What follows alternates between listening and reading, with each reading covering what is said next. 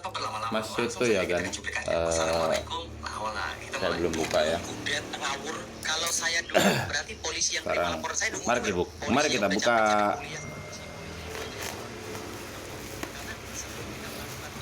Kita konseling dulu, kita bedah dulu tuh perkara dengan polisi, baru laporan kita diterima. Ribut Jadi dong. semua dalil Surya itu udah kita debatkan dulu pada saat kita konseling di Polda Metro Jaya. Iya, teman-teman, si Panci gara-gara Bang Firdaus ini mentalnya jatuh, teman-teman.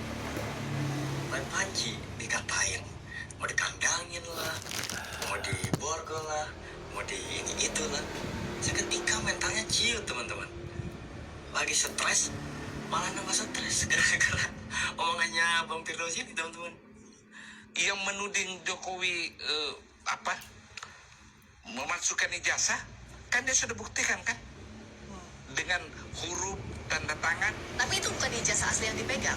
Kenapa? Ijazah aslinya kan ada di tangannya Pak Jokowi. Kan tidak mungkin dua ijazah yang beredar, hanya satu kan.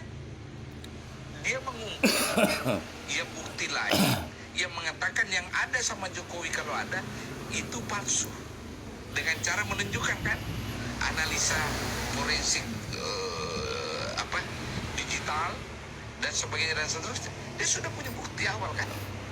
Ini loh, saya tidak sekedar berdalih, tapi ini loh buktinya itu. Yang kami pegang ini.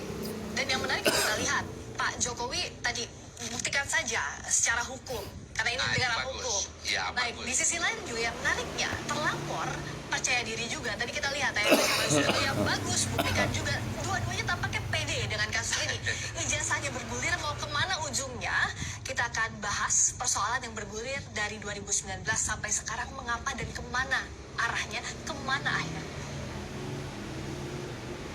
Persoalan ijazah palsu yang membayangi Joko Widodo sudah terjadi 2019. Tak hanya soal ijazah S1, awalnya ijazah yang diragukan keasliannya bahkan di tingkat sekolah menengah atas atau SMA. Saya masih bersama dengan Menteri Hukum dan Hak Asasi Manusia 2004-2007, Prof. Hamid Awaludin. Ini kan terus bergulir isunya. Ya kalau tadi kata... Ini menarik sebenarnya ini. Apa menarik? Di Indonesia ini, terutama bulan-bulan terakhir ini, bapak anak yang disorot.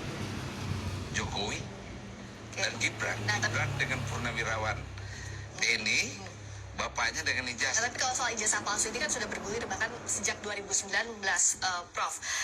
Saat ini masih dibahas karena Pak Jokowi merasa terganggu, masih dicolek-colek juga oleh terlapor. Ya. Wajar terganggu. Ya, sangat wajar. Tidak tidur.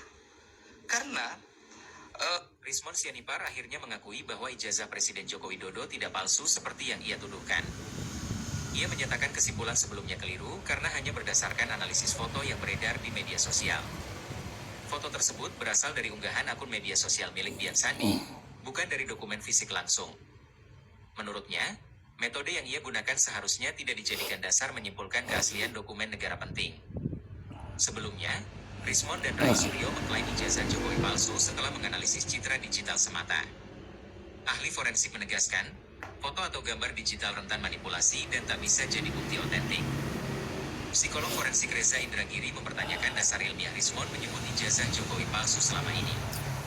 Dalam wawancara, Reza menekankan bahwa Rismon sendiri belum pernah menyentuh dokumen fisik ijazah tersebut. Rismon berdalih bahwa ia hanya ingin mengedukasi masyarakat soal informasi menyesatkan di media sosial. Bolehlah berbeda, tapi kalau soal musibah, soal orang sakit, nggak bisa kita mempergunakan itu untuk untuk malah menjatuhkan orang itu sudah di luar sih, saya bilang. Jadi kalau dianggap Pak Jokowi terpojok, ya, tersudut, ya, belum lagi karena dianggap Pak Jokowi karena sudah post power syndrome, gitu ya, sudah nggak punya kekuasaan sehingga tidak ada nih, bahkan teman-teman partai nggak ada yang membela, bekas anak buah menteri-menteri yang juga para ketua partai juga tidak ada yang membela, seolah-olah merasa memang permainan ya atau drama yang dirancang oleh Presiden dan kawan-kawan ini benar-benar membuat Pak Jokowi itu stres, depres, ya kan, sehingga kemudian merasa apakah saya mesti menghadapi derita ini gitu loh. Ya, Iya kan? itu kan hayalan mereka gitu. Jadi tuh lihat tuh halusinasi. Ya iyalah, orang ya kita bicara Roy Suryo ya. Ya Roy Suryo kan sudah paling enggak setengah kakinya kan sudah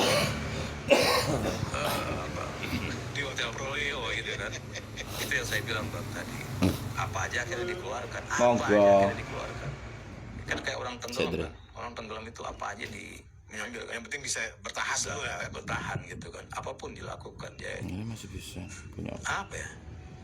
Kasihan juga ngeliat Roy Suryo jadi kekanak-kanakan apa gitu pakai. kan.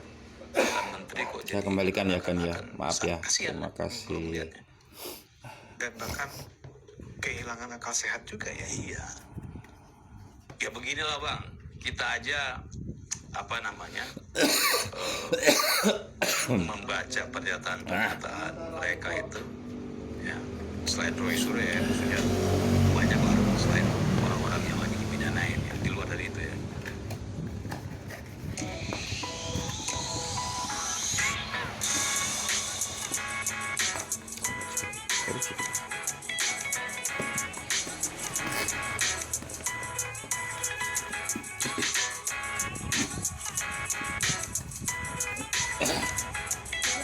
Oke.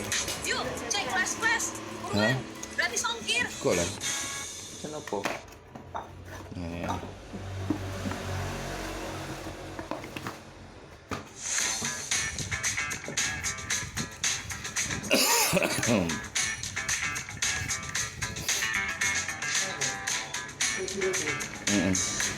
Pra kena sentuh ya.